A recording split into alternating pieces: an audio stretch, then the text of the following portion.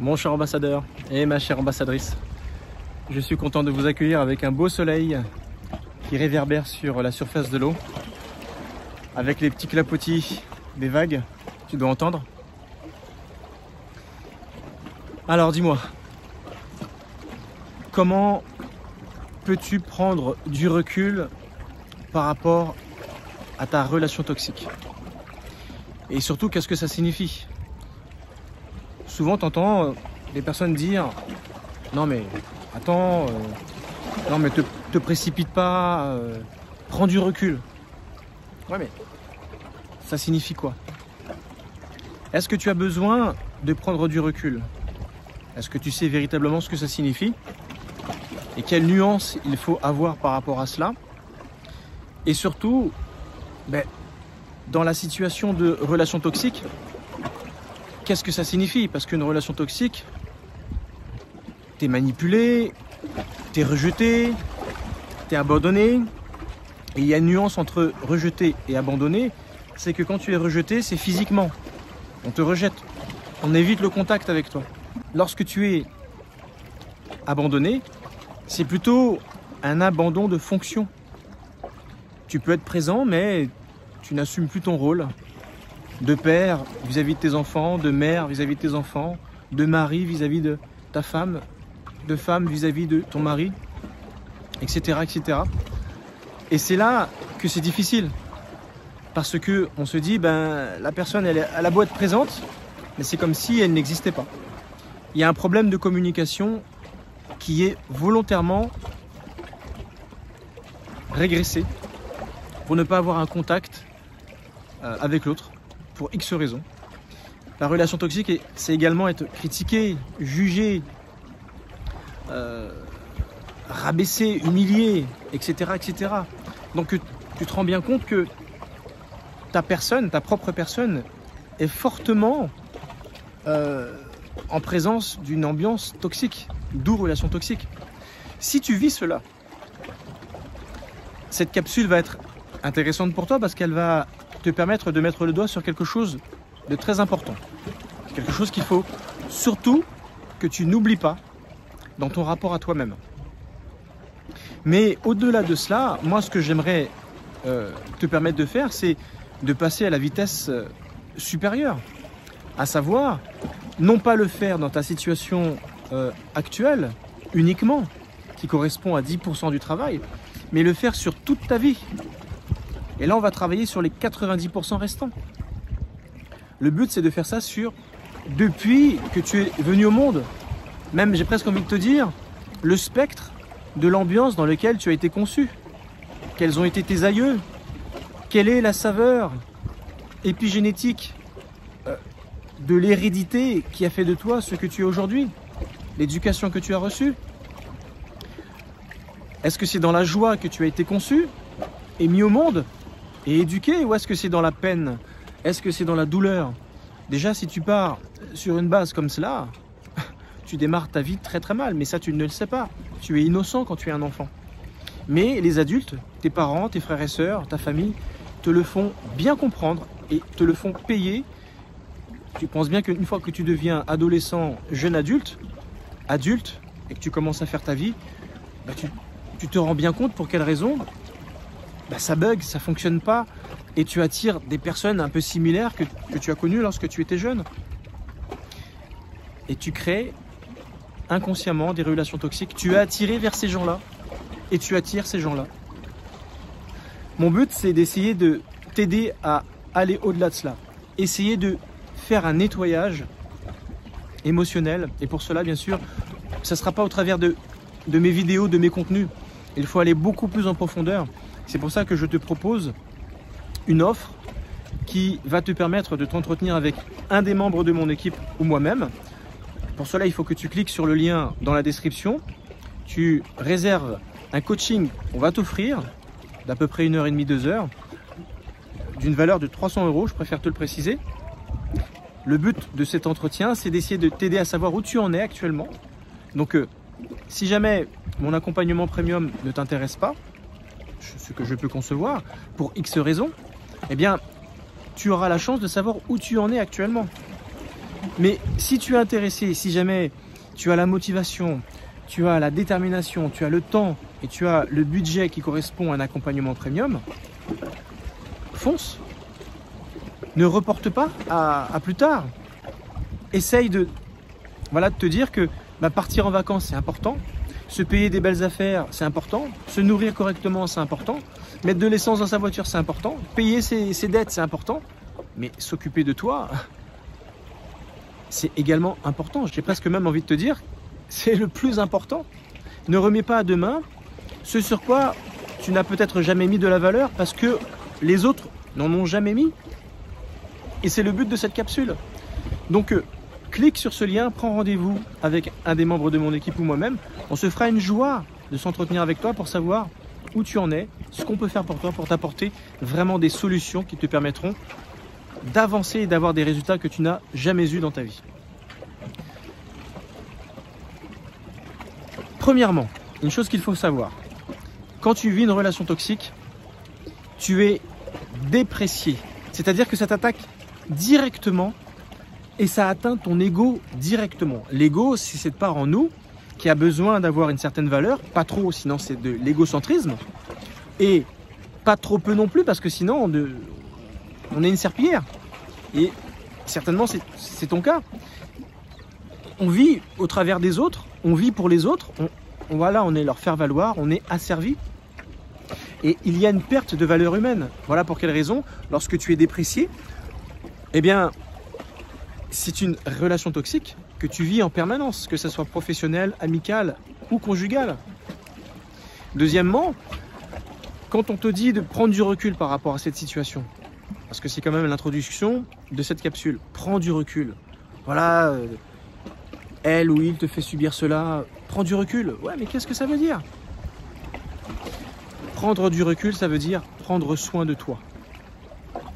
Prendre soin de toi. Oui, mais plus précisément, qu'est-ce que ça veut dire prendre soin de moi?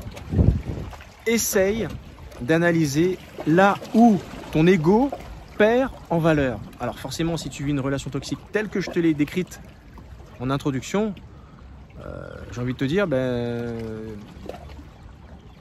t'as plus beaucoup de valeur. Il y a une perte de valeur monumentale. Ouais. Prendre soin de toi, c'est essayer de savoir où tu manques de valeur, où tu as besoin d'en regagner. Et après seulement, tu pourras savoir comment. Mais si déjà tu arrives à mettre le doigt là où tu as manqué de valeur, déjà si tu te fais toi-même ce travail, plutôt que ce soit moi ou un de mes confrères qui te dit il y a un petit souci à ce niveau-là, vaut mieux que ce soit toi qui fasse le constat et qui te dit oui, il faudrait peut-être que je fasse quelque chose à ce niveau-là. C'est déjà une première approche pour avancer. Tu vois ce que je veux dire? S'il y a une perte de valeur, tu auras cette tendance à mettre toute ton attention sur les autres. Comme si les autres étaient plus importants que toi, parce que ce que tu recherches en mettant toute la valeur chez l'autre, c'est d'avoir ce besoin de savoir comment les autres t'apprécient, comment les autres te voient, comment les autres t'aiment, comment les autres te jugent, comment les autres prennent soin de tes effets et gestes physiques, mais également mentaux, mais également au travers de ce que tu fais, tes actions. Ce qu'en pensent les autres est beaucoup plus important plutôt que ce que tu en penses toi. Si tu penses d'une certaine façon, pour quelle raison ça devrait correspondre à la pensée de quelqu'un d'autre? Si tu penses comme ça, défends tes idées. Si tu parles comme ça, défends tes paroles. Si tu agis comme ça, défends. Des fois, bien sûr, on se trompe. Et à ce moment-là, tu te remets en question. Mais dans ton cas, tu ne penses même pas adhérer à ce que tu penses, fais, parles. Donc, tu n'en es même pas à te demander si tu te trompes. Ce n'est pas un manque de confiance dans ta façon de voir les choses et la peur de te tromper. Non, c'est que tout simplement, tu ne donnes pas de valeur à ce qui est déjà. Tu vois? La quatrième chose qui se passe, c'est que les conséquences de donner de la valeur à l'autre, plutôt qu'à ce que tu penses toi de ce que tu es, ce que tu fais, c'est que tu vis plus pour l'autre tu vis plus par ce besoin d'être validé par l'autre, plutôt que de vivre pour toi. Si tu es incapable de faire les choses sans vérifier dans le regard des autres ce qu'ils en pensent, ça veut dire que tu ne sais pas te donner de valeur. Un manque d'estime, un manque d'amour, un manque de confiance, certainement. Mais à qui la faute? D'où ça vient? Pour quelle raison? Tout l'intérêt de mes accompagnements premium. Tu sais que si jamais tu vis dans le regard des autres, leur regard, leurs paroles, leurs pensées, ça sera vérité. Tu auras tendance à donner pour vérité leur façon de voir les choses. Ce qui fait que tu vas te dénigrer complètement. Et ce qu'ils pensent de toi, ce n'est qu'une partie de toi. Ça ne peut pas être la vérité sur toi. Non, ce serait faux de dire que c'est la vérité sur toi. Car ils ne te connaissent pas, tout simplement. Ils ne te connaissent pas. Ils ne connaissent pas ton potentiel, ne connaissent pas ton vécu, ne connaissent pas tes souffrances, ne connaissent pas ta détermination pour faire les choses, dans quel état d'esprit tu le fais. Ils ne connaissent pas ta force, ta volonté, tes talents, tes valeurs hautes. J'en parle souvent des valeurs hautes. C'est souvent cela qui doit être nourri, parce que c'est vraiment comme un guide qui te permet de savoir ce dont tu as besoin pour exister. Peut-être que même toi-même, tu ne sais pas. Tout ce que je suis en train de te dire. Ils ne connaissent pas non plus ton expérience, ton histoire personnelle, ton histoire familiale qui a fait de toi ce que tu es aujourd'hui. Ils ne connaissent pas tes capacités. Et on peut aller loin comme ça. Donc, est-ce que ce qu'ils pensent de toi, ce qu'ils disent de toi, c'est la vérité sur toi? Non. Arrête de croire que ce que pensent les autres de toi fait d'eux des personnes qui ont raison sur toi. Non. Pour être plus précis, ce que pensent les autres de toi, et même quelquefois ça peut être ta propre mère, ton propre père, ceux qui t'ont mis au monde, ils connaissent une partie de toi, ça c'est sûr. Mais ce que tu deviens, s'ils n'apprennent pas à te connaître, s'ils n'apprennent pas à t'observer, à discuter avec toi, à essayer d'avoir une relation profonde avec toi, ils vont passer à côté de plein de choses. Et c'est ce qui se passe souvent avec un adolescent, qui refuse souvent la communication. Et les parents sont subjugués de se rendre compte que leur enfant fait ci, fait ça, pense comme ci, fait comme ça. Pensaient même pas qu'ils avaient un génie à la maison ou un futur, je sais pas moi, quelqu'un qui va révolutionner l'époque dans laquelle ils sont, parce que il a une grande connaissance de telle ou telle chose, il a un savoir-faire dans telle ou telle chose. Ben oui, il faut passer du temps avec son enfant. Donc arrête de croire qu'ils ont raison sur toi. Non, ils connaissent une partie. Et pour être plus précis, ils ont un simple avis sur toi.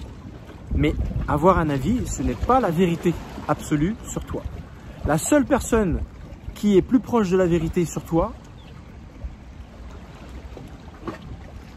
c'est toi.